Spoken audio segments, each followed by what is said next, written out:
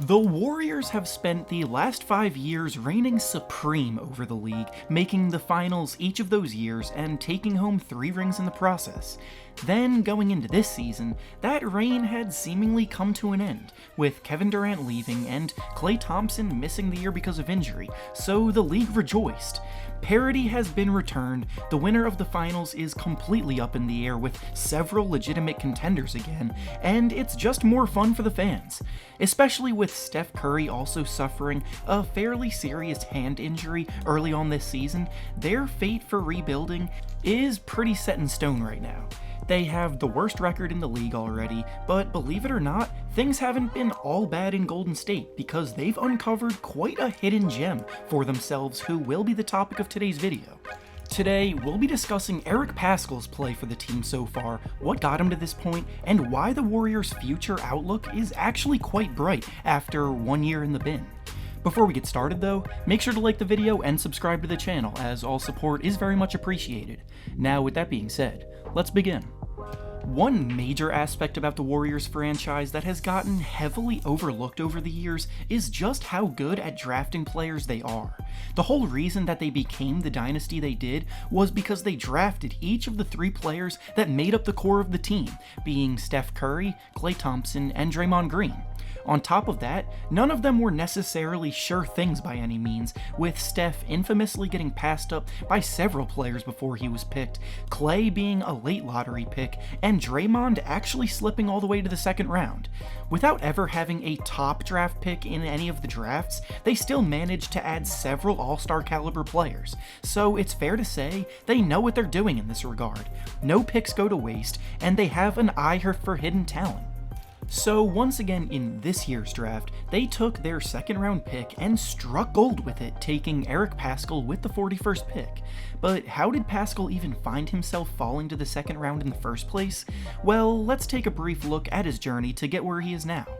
Coming out of high school, Paschall was a decent 3-star recruit from New York who garnered attention from a few competitive Division I programs, but not necessarily any of the traditional top programs in the country. He received offers from West Virginia, VCU, Providence, George Mason, and Fordham, and ultimately committed to Fordham, who play in the Atlantic 10 Conference. In just 1 season there, he averaged about 16 points and 6 rebounds per game, while also taking home the conference's Freshman of the Year award. After the season though, Fordham's head coach got fired, who Paschall was pretty close with, so he chose to transfer to Villanova, which is when his journey to the NBA really started to heat up. When you transfer schools, you have to sit out a year, so he sat out the year in 2016, and that year, Villanova just so happened to win March Madness, so despite not being able to contribute to the run, being able to experience something like that firsthand will always be a positive in the long run, and if anything, it just made him hungrier to win one that he can say he deserved.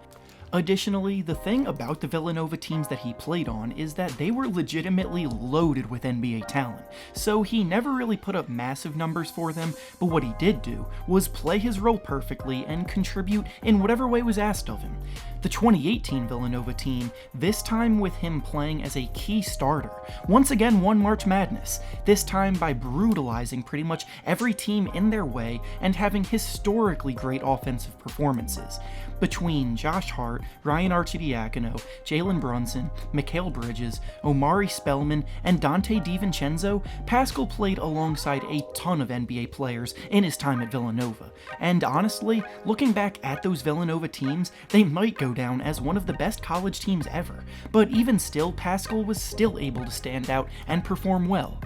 Had Paschall declared for the draft after that championship, I genuinely believe that he would have been a 1st round pick, but he decided to return to college for his senior season instead. In that senior season, he put up bigger numbers than he had ever previously had, but with most of the championship roster gone to the NBA, it was obvious that it was a transition year for Villanova, and they lost in the 2nd round of March Madness.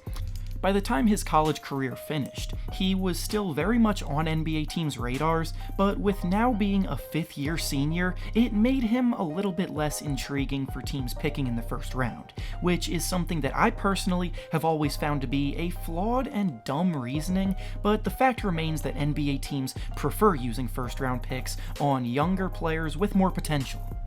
He did end up slipping to the second round, going to the Warriors 41st overall, and now shifting our focus onto what kind of player Paschall was seen as, according to scouting reports about his game, and honestly, anyone that consistently watched Villanova basketball games, he possessed many traits that NBA teams love, and the way the game is played today especially.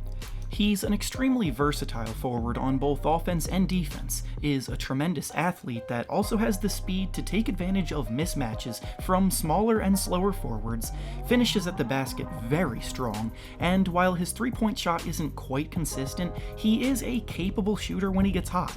Players that found themselves as tweeners between the small forward and power forward positions used to struggle to find roles in the NBA, but with versatility being preached about more than ever, players like Paschall are more valuable than ever as long as they defend, which Paschall definitely does. The Warriors have actually been one of the biggest examples of this, because coming out of college, Draymond Green was actually in a very similar boat, yet he went on to become one of the most valuable and productive forwards in the league on both ends because of his versatility on both ends of the floor.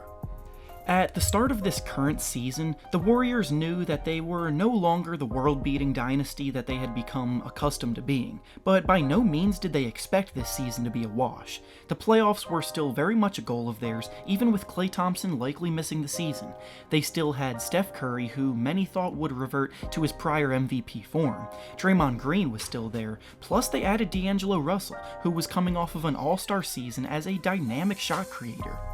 However, all hope for that flew out the window almost immediately, as they lost 3 out of their first 4 games, and then to top it off, Steph Curry broke his hand, with reports saying he's likely going to miss at minimum 3 months to recover. This season may be a wash from a competitive standpoint, but because of the predicament they find themselves in, they can give their younger guys more minutes to develop, and no one has been a bigger beneficiary of this than Paschall himself.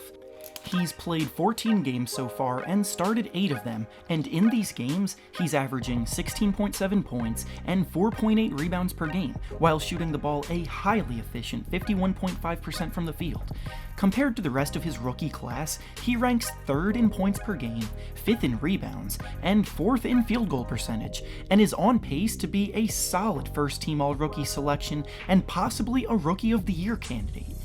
Now, having said that, by no means am I saying that he's the favorite for the award right now, because several others have been balling out as well, but for his name to even be in the conversation at all as a second-round pick is impressive enough. Ja Morant has been dazzling arenas on a nightly basis, Kendrick Nunn's been a scoring machine, and RJ Barrett's been highly productive in New York as well, but Paschall is right there with them in terms of production.